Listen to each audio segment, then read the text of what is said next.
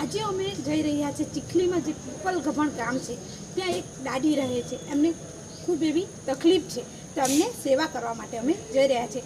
તો કહેવાય છે કે આજે આ શ્રાદ્ધ મહિનો ચાલી રહ્યો છે, તો એમાં જે આપણે સેવા કરીશું તો ખૂબ એવા આપણા પિતૃઓના આશીર્વાદ આપણા પર બની રહે છે, એવા મારા વડીલો દ્વારા મને જાણવા મળ્યું છે। આવા નિરાધાર વ્યક્તિઓની સેવા કરવાની છે, તો તમે પણ મારા સાથે જોડાઓ અને તમે પણ આવા સેવાના કાર્ય કરો, જેથી આપણા પિતૃઓ પણ ખુશ રહે અને આપણે પણ સારા એવું જીવન વિતાવી શકીએ।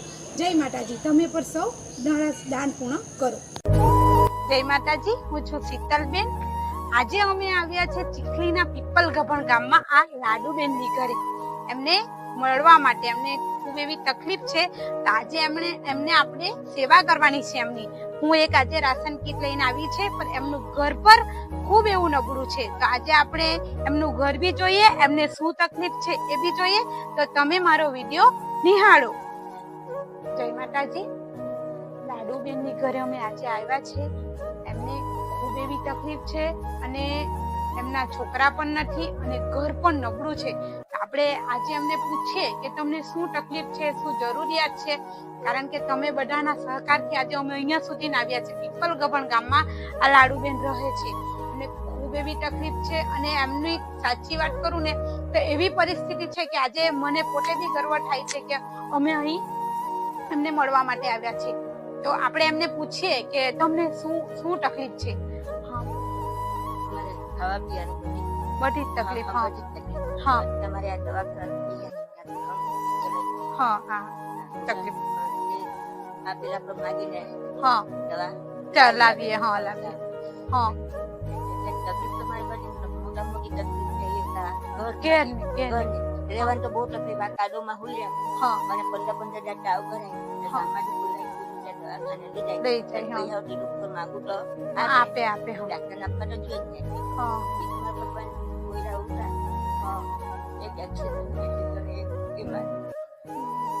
લાડુબેન ના છોકરા બી બંધેવ નથી, એમને ખૂબ એવી તકલીફ છે। આપણે આ વિડીયો સરસ જોવાનો છે। તમને કોઈને પણ એવું લાગે કે આપણે એમને મદદ કરવાની છે, તો તમે મારો કોન્ટેક્ટ થકી પર આપણે આ દાદીને મદદ કરવાની છે, કારણ કે એમને ખૂબ તકલીફ છે। એમના છોકરા પણ નથી। છોકરા શું થયેલું છોકરાને? એક એક્સિડન્ટ હા એક બીમાર એક બીમાર હતો। હા એટલે હા પૈસા નહીં મળે। હા પૈસા ખર્ચ જો મારા કોયરા મારું કોયરા છે મારું કોલેજ કરી છે। હા તમે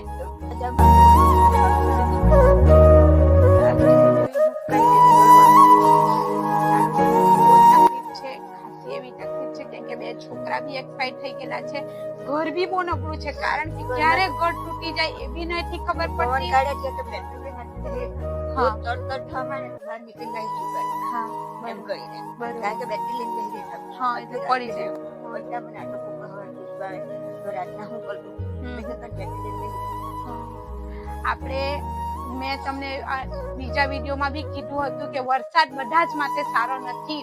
કોઈક વાર વરસાદ કોઈકના માટે સંકટરૂપ થાય છે, કેમ કે આજે આ લાડુબેનના ઘરમાં જો વરસાદ પડે તો અમને એટલો બધો ડર લાગે, એટલી બધી બીક લાગે કે ઘરમાંથી બહાર નીકળી જવું પડે, કે ઘર આવી પડશે।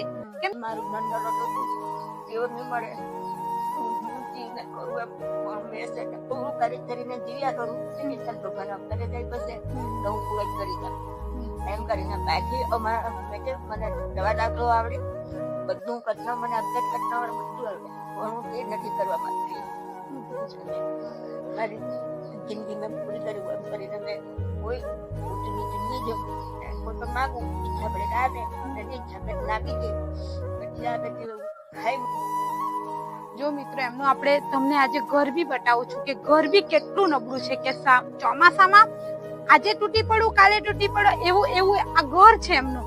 એમને કેટલી તકલીફમાં એ ઘરમાં રહેતા હશે, તો ચાલો તમને હું એમનો ઘર બી બતાવું કે કેટલું ઘરમાં બી એમની તકલીફ છે। આવો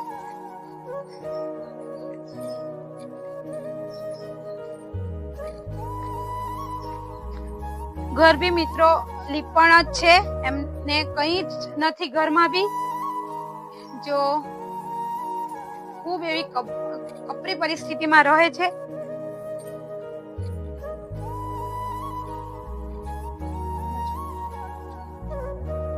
આમના ઘર માટે પણ આપણે કંઈક ને કંઈક કરવાનું છે, કંઈક ને કંઈક મદદ કરીશું તો આવા વ્યક્તિઓની ઘર પર એક થઈ જશે. કારણ કે ઘર એક ઘરનો એક ગોઠો છે, કારણ કે એ ગોઠામાં આપણે રહેવાનું છે. કારણ કે સાંજે બી પંખીઓ જો આવીને આવ્યા હોય તો તેઓ માળામાં રહે છે, પણ માળો જ જો નબળો હોય તો આપણે ક્યાં જઈએ?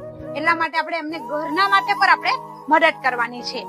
જય માતાજી. આજે અમે આ દાદીને હારું આખી આ રાશન કીટ લાવ્યા છે, જેઓને અમને મહિનો સુધી ચાલી રહેશે. અને એમને કોઈક તકલીફ પડશે તો પાછા બી અમને જણાવશે તો અમે પાછા બી એમને આપવા માટે આવશું. કારણ કે ખાસી એવી બહેનો ભાઈઓએ મને પણ મદદ કરી છે, એ થકી જ હું આજે અહીંયા અમને માટે અહીંયા રાશન કીટ લઈને આવી છું.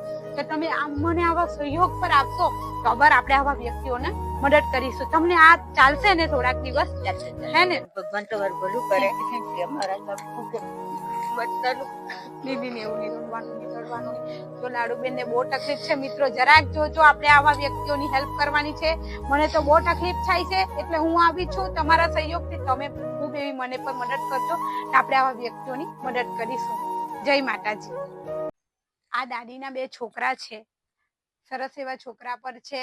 ગ્રેજ્યુએટ હતા, પર એક છોકરો એક્સિડન્ટમાં એક્સપાયર થઈ ગયો છે અને બીજો છોકરો અપંગ હતો, તો એમને પર એ પર એક્સપાયર થઈ ગયા છે. છોકરા બી બંને એક્સપાયર થઈ ગયા છે. હસબન્ડ બી નથી, કોઈ જ નથી. આડી એકલા જ રહે છે. તો આપણે